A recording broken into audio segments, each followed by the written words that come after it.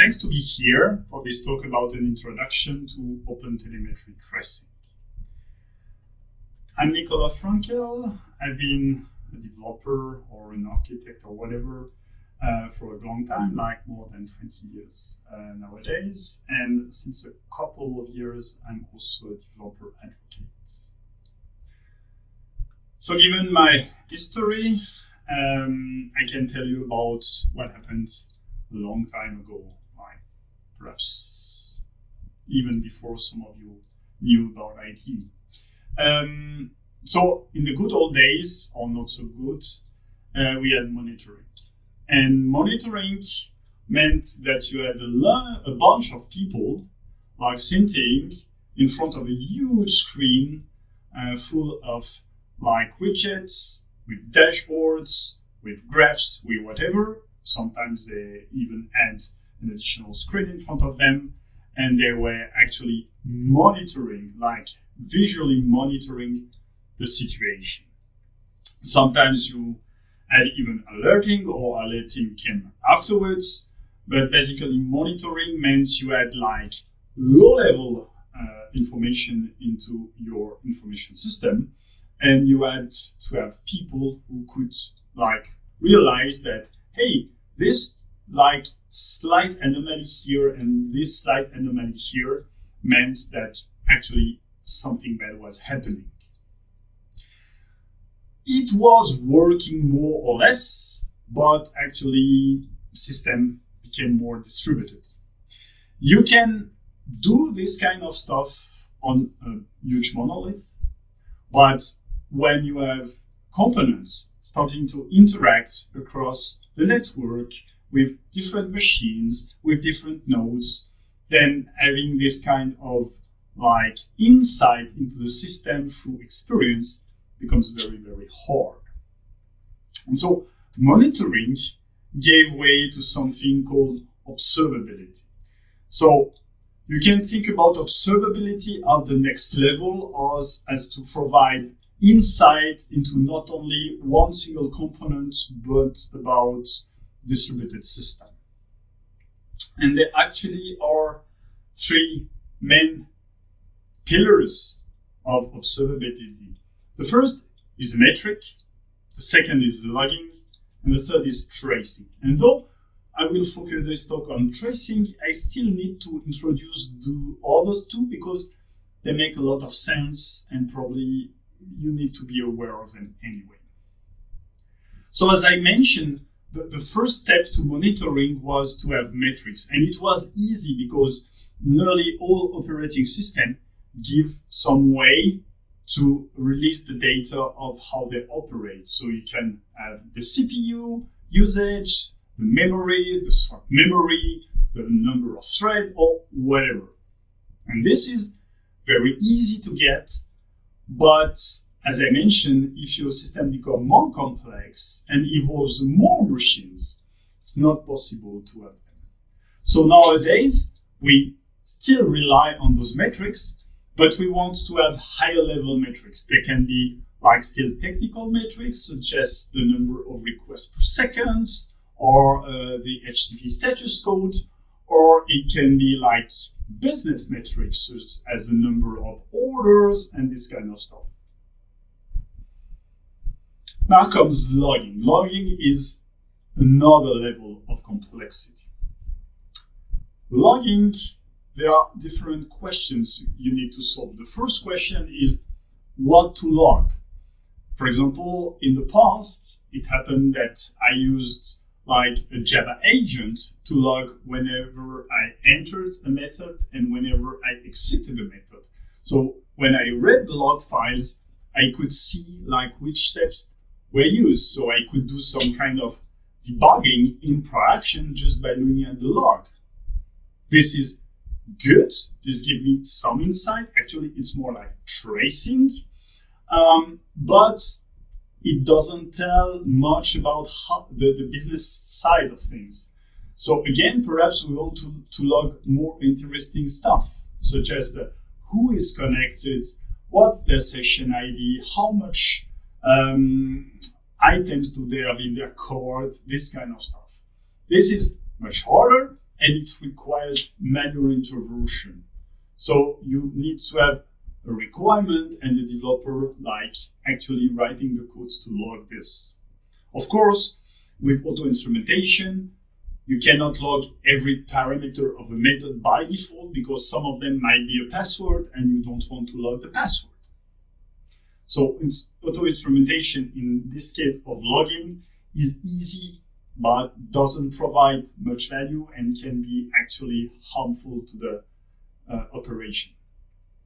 Then the logging format. For a long time, we use whatever logging formats the framework provided us, whether you are using SLF4j, Log4j, Log4j2, whatever. But nowadays, it's perhaps better to use directly JSON so that when you send it to another system, which expects JSON format, you don't need to have an intermediate operation that actually transforms the human readable log into JSON format. Like directly print it in JSON format and you avoid one additional potentially expensive operation. Then where to log is also important.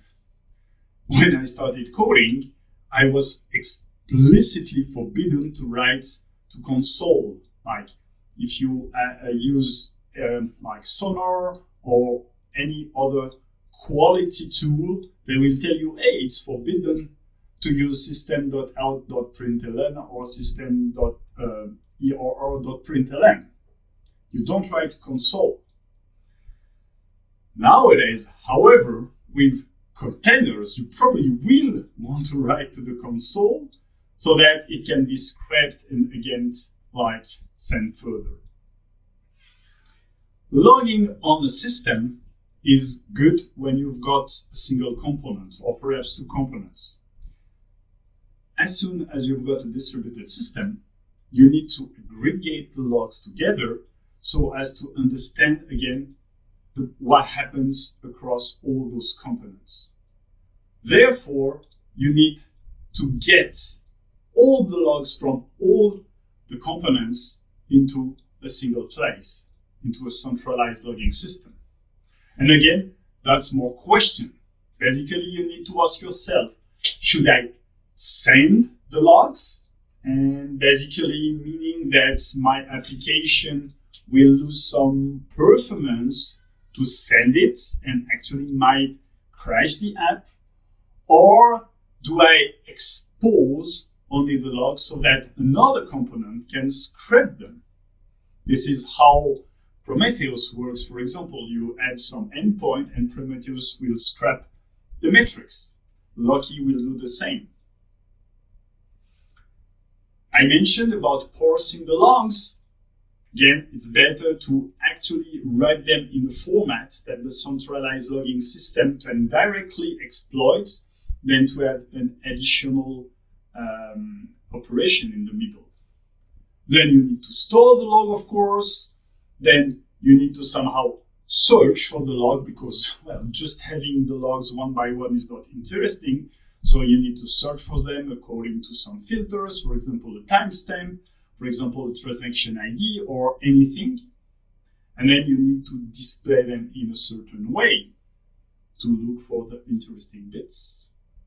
For example, the components that produce them. And I didn't write it, but of course you need to somehow afterwards get rid of the logs. Otherwise, your logging system will grow and grow and grow, and well, you probably will have your disk full in no time. You probably used one of those systems. In the past, I've been using Elasticsearch a lot. It's quite useful, but any other system will do. Then comes the third component, which is tracing. The Wikipedia definition, I love Wikipedia definition. In my opinion, this one is not a great one. So I've come up with my own. You will excuse me, probably it's not my own. I've got inspired by lots of people that I don't remember, but well, credits to them. So basically, tracing is a set of techniques and tools that help follow a business request. across the network through multiple components. This is really, really important. Again, in distributed system, you've got multiple components. Your transaction, your business transaction will require all those components to work together to achieve the business goal. If one of them fails, you're in deep trouble. And if it's repeatedly the same component that has an issue, you need to be aware of it. So tracing the request across all those components is important. I believe you probably are aware about some of the tracing pioneers existing already. So there is Zipkin, Jaeger, OpenTracing. Those are the three most widespread and famous. Every one of them had proprietary interfaces and implementation. But as you know, we want something to be standardized so that the whole software that you write, we can write libraries that have one standard. And for that, there is something called the W3C trace context configuration. It's quite easy to read, so you can already do that at home. And basically, if you don't have time, let me refresh it for you. Basically, you've got two important concepts. The first concept is the idea of a trace. And a trace is actually the abstraction of the business transaction. So the trace will go from the entry point to the utmost deeply nested component and back again. That's the trace. And then you've got a span. The span is actually the execution of one part of the trace in a single component. And you can have, of course, for each component, you can have multiple spans if you're interested, where inside this component, where the flow of the request goes. And each of those spans are bounded together in a parent-child relationship. So the first one is the important one. The first component is the important one. It gives the first span ID, and then the next component will check the span ID of the parent and will say, hey, I am this span ID. So it also generates a new span ID and say, hey, I'm bound with this one. And through all those parent-child relationship, you can actually make sense of the flow and check the flow overview in one set.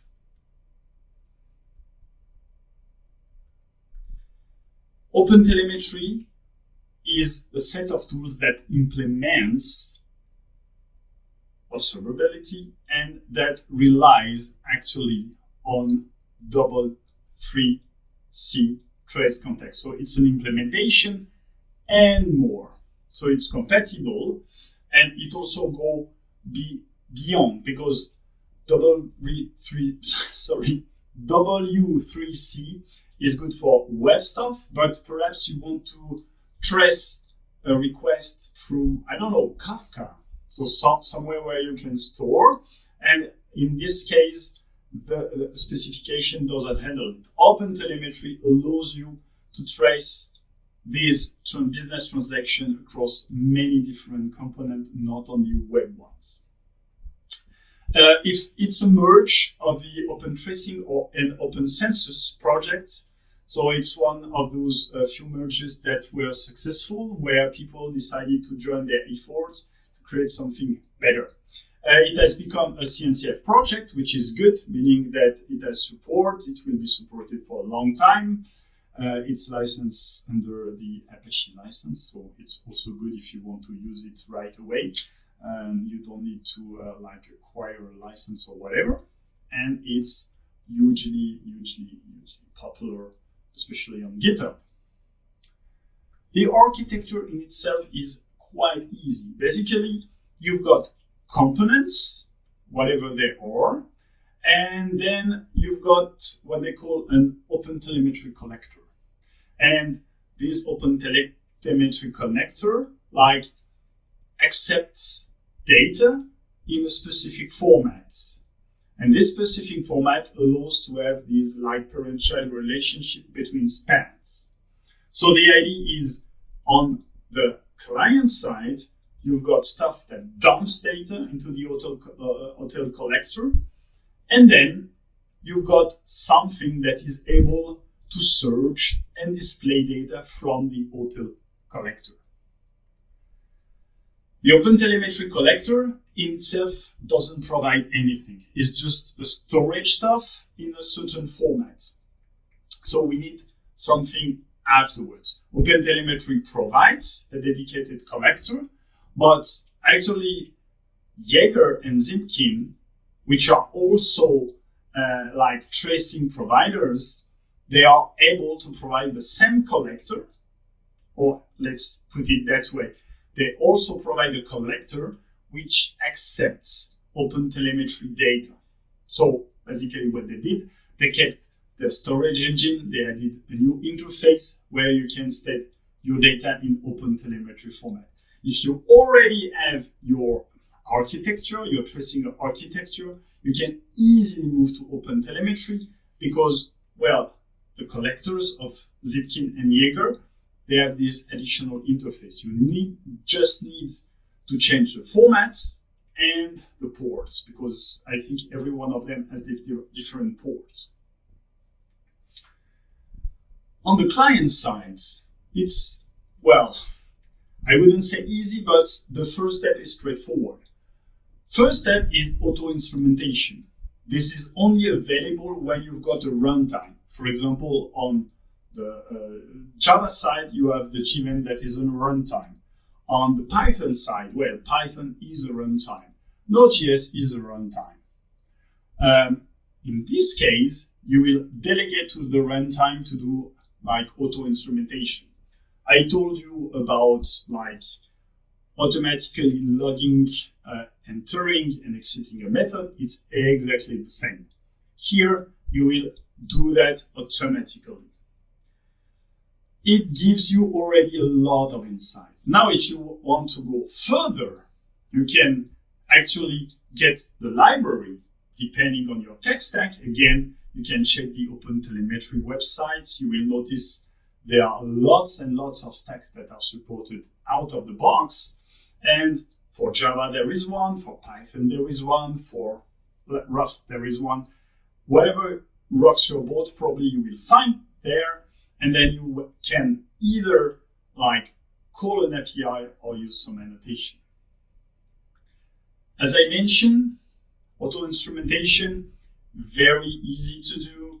You don't need to couple your application to OpenTelemetry. It's a low-hanging fruit, so you should probably do it right away. If you are using a distributed system, it will give you a lot of insight into your application. I mentioned it's practical introduction, so here let's try to do some practical stuff finally that we have delved into the theory. So here is my use case. My use case is, well, simple for a real application, but a bit more involved for a demo. So at the beginning, I have an API gateway. I'm using the Apache API 6 gateway. It forwards the request to my main application, which is a Spring Boot Kotlin application. Actually, it gives like products API, and then it has the detail for the product itself, but it relies on two other components. The one for the pricing is implemented in Python through a Flask framework application, and for the stocks, so how many items do I have in which warehouse, I have created a Rust application using the XM framework. So the entry point is actually the reverse proxy API gateway. Most information systems have such an entry point. You probably never expose your application directly over the internet. You have something in between because, well, you are like, you want to protect your information system from illegal access. So that's the most important part. As I mentioned, I'm using Apache API 6. Perhaps you don't know about Apache API 6. It's an Apache project. So basically, again, like good for maintenance. Everything will be there with a license that will never change. It's based on the very successful Nginx reverse proxy. Then you've got like a Lua JIT additional open REST layer on top, which allow you to do scripting in Lua over the Nginx. And then you've got out-of-the-box plugins. So to configure it, there is this general configuration. As I mentioned, Apache API 6 as a plugin architecture. So here I say, hey, I will be using OpenTelemetry. It's an out-of-the-box plugin. You don't need to write any code. And then you can tell, hey, this is the name by which I want to be known in the data of OpenTelemetry. And this is where I will send the data. So I will be using Docker Compose. And so I have a dedicated Jaeger component. Then for each route, so here I have a single one, but you can have different configuration depending on which route. You will say, okay, how much sample do I want? Normally, and depending on your volume, you probably don't want 100% because it will overflow your stuff. You want a sample. Here, this is a demo. I will say I want to sample everything. Again, probably not what you want to do. And then you can log additional attributes. So here, for example, I decided for no reason, but for demo purpose, to have the root ID, the request method, and an additional header. So if I can pass through the client some headers, and they will be like traced along the span.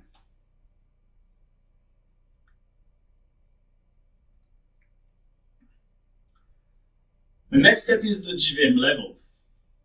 As I mentioned, JVM is a runtime, so I can easily use auto instrumentation. And on the JVM, auto instrumentation is through a Java agent. So this is quite easy actually. I just need to pass the Java agent when I start the application, and I don't need to write anything. So your developers, they are completely isolated from this tracing concern. They can write their code and everything will work as expected. This is regardless of the language and the framework because it's JVM. So here, this is how it works. Here is my Docker file to build my Docker container. This is a multi-stage Docker file. First, I will compile everything through a JDK, and afterwards I will run it through a GRE because I don't need a JDK and it's actually bigger and less secure. So the first thing I do is like normal standard builds. And then afterwards, I get the jar that I just built and I add the Java agent through GitHub. And when I run it, actually I run it through the Java agent. And this is as simple as it gets. You cannot be simpler. Afterwards, you can do more precise, more fine-grained calls through manual instrumentation. It needs an explicit dependency in the application. This time, your developers need to be aware of it. And then there are two ways to do that, either through a regular explicit API call or through annotation. I'm benefiting from Spring Boot, so basically I will use annotation. I will issue the code just afterwards. Okay, now it's time to delve into the codes. I will just focus on the Kotlin Spring Boot ports. Everything is on GitHub, so in case you need to check, you can check the Python ports, you can check the Rust ports. Here I will focus on the Java stuff. I've created my application on Spring Boot Starter, start.spring.io. So here I'm using the latest version of Spring Boot. I'm using the latest LTS version of Java, which is required by the latest version of Spring Boot. I'm using also the latest version of Kotlin. And then it's a reactive application. So I will be fetching data using R2DBC. Otherwise, I'm using Webflux. So again, to be reactive. And the rest is just standard Kotlin stuff. I didn't want to bother myself with a regular database, so I'm using H2, using the R2DBC H2 reactive driver. On the code side itself, here I'm using Kotlin, so I want to use coroutines because, well, that's how you can do easily reactive code stuff. So I'm using the coroutine CRUD repository. This is my R2DBC repository. Here I have a handler. And you can see that I have suspend function. Suspend function are for coroutines in Kotlin. Then I have one endpoint and the other endpoint. This one endpoint is for all products. This one endpoint is for a single product. Let's see the first one, okay? And then the rest will be exactly the same. So I will fetch all product. I will find all of them into the repository, which in turn will look into the H2 database. And for every one of them, which probably what you shouldn't do in real life, I will fetch the product details. So but their price and their availability in the stock. So here I can see how it works. Again, I will have two different calls, protected under an async block, which means that here, because I'm using dispatcher.io, they will make the calls in parallel. And we can check that it worked like this in the traces. So I will get the price, I will get the stocks. Then I will merge everything. And here is how I merge everything. So I transform data into the expected data. And at the end, I create a product with details, including the products from the database in the catalog, plus the price, plus the stocks that I have changed a bit. For example, I don't want to return to the client any warehouse where the quantity is 0 or less, because, well, not 0 or less, just 0. Doesn't make sense, so I just filter them out. And at the end, I'm using the beans DSL from Kotlin and the router DSL, or here the co-router DSL, to assemble everything. And I start my application with this beans method. So even if you are not familiar with Kotlin, if you are a Java developer, I think it should talk to you. And here you can see my two endpoints, /products for products and /products /ID for my product. Now I assemble everything through Docker Compose. So this is the Docker Compose file. I'm using Jaeger. Jaeger is available in multiple flavors. You can have different containers. For example, here I'm using the all-in-one. So I'm using the batteries included package, Docker image in this case. So I can already have the OpenTelemetry collector provided by Jaeger. So it's not the OpenTelemetry collector, it's the Jaeger collector that allows an OpenTelemetry interface. So here I don't need to think about the architecture of Jaeger. I'm just using the Docker image that does everything. Then I'm using API 6 because I want to protect my services. Then I have the catalog, which is the Spring Boot Kotlin application that I've just shown. And here I need to tell several configuration parameters. The first one is, where does the Java agent need to send the data? Well, to Jaeger on this port. How will it flag this component? Here it will be called orders, which is wrong. It should be catalog. Then here, does I want to export metrics? Here I said no, I don't want. Of course, depending what you want to do, you can also export metrics and logs the same. And now pricing, I do the same for the Python application, but again, this is not relevant for this talk. So here, pricing, same stuff for the Python application, not relevant for this talk. Stock, same thing for the Rust application, not relevant for this talk. Let's start this architecture. So it might take a bit of time, especially with the JVM to start. I will just speed the time and let's go very fast. Okay, the logs tell us that it has started. We can check with Docker PS. So here it seems that everything has started. We've got the catalog, the pricing, the stock, and Jaeger. Now we can issue our first curl. So curl, I will be using the header that I have configured Apache API 6 for. So if I remember, it's hotel key. And then I can say, let's say, hello world, because I have no imagination. And I'm on localhost 9080, which is Apache API 6 default port, and we'll say products. So it takes a bit of time because it will go through all our systems. So here you can already see that the catalog has taken, then none of the stocks, the pricing, and Apache API 6 as well. So we've got the response, which is not very interesting as it is, but it still gives you the data you ask. And now the idea is to check the traces.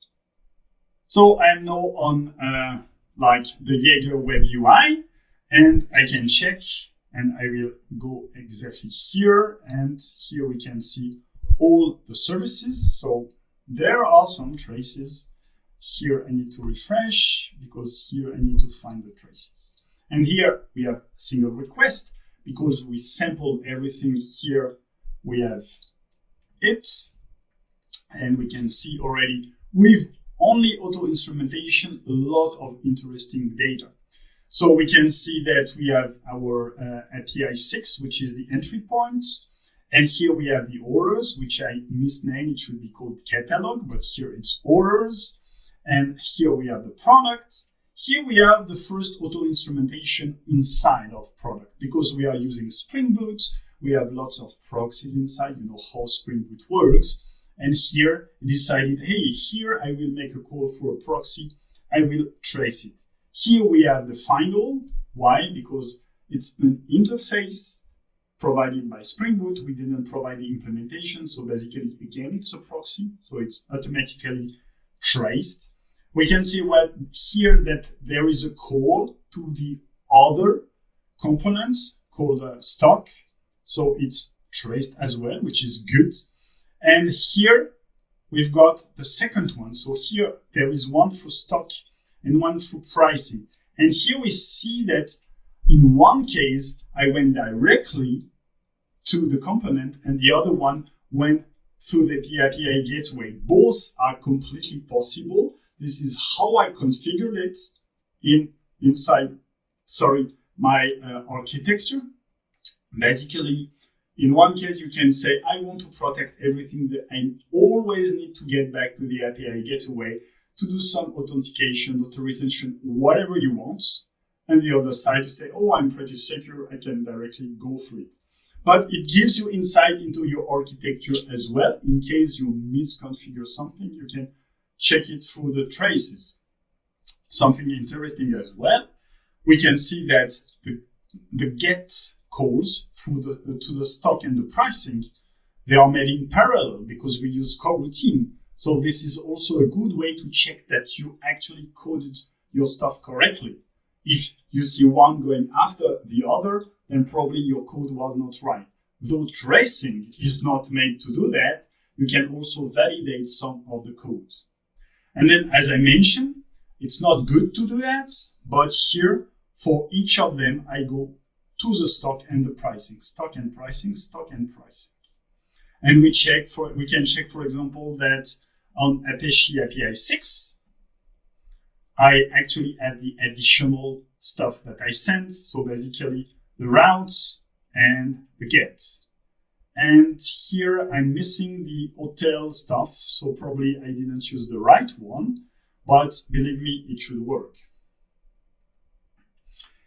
Now that already give us some information about our flow, but we might want to better. We might want, for example, on the get to say like which internal method did we call which parameter. So let's do it. So now I want manual instrumentation. It means I need to explicitly couple myself to the library. So here, because I'm using Spring, as I said, I want annotations. I don't want to have API calls. Actually, if you check the documentation of the OpenTelemetry in Java, to get an exporter is not that fun, requires a lot of API calls.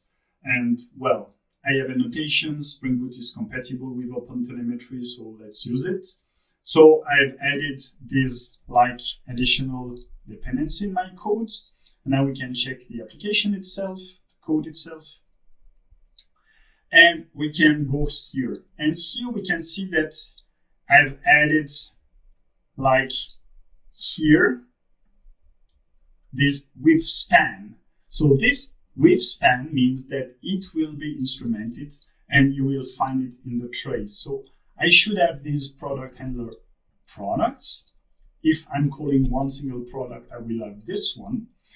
But it's also possible to use additional details.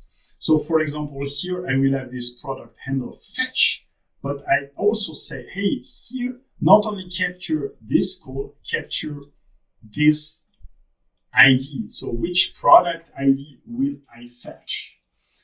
Which means that here it's interesting because normally I shouldn't need it. Here you see that the ID parameter is not used because I already have the product.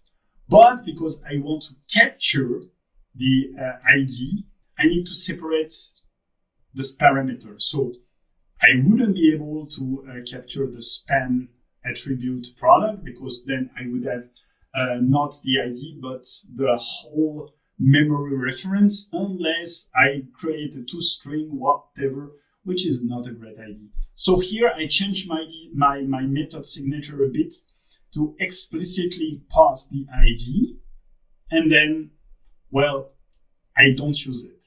But then it means that this will be captured by the tracing, by Spring Boot, and I will find it, which might be super useful, especially if it fails. So normally now everything should have started, and we can try again with this configuration.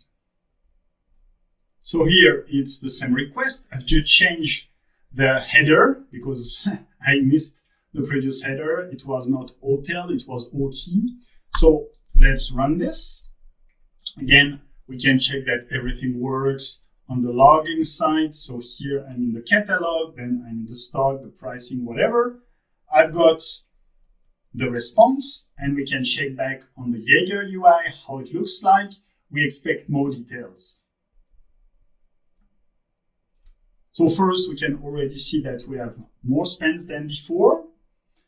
Just to check on the Apache API 6 side, we can see that now my OT key, this header, has been logged, which is good.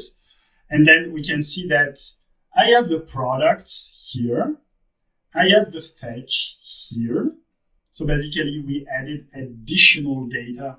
So inside the components, we added a couple more spans to understand how the flow of the code went inside the components, not only throughout across components. You can also see that I did the same in Python. So if you are interested, you can check the code. So here I'm logging the query, like manually, unfortunately, but I'm logging the query so you can have additional information what you are doing. So thanks for your attention. I hope you learned something. I showed you how you could use OpenTelemetry, how you could use auto instrumentation, how you could use manual instrumentation, and I believe now you can start your journey.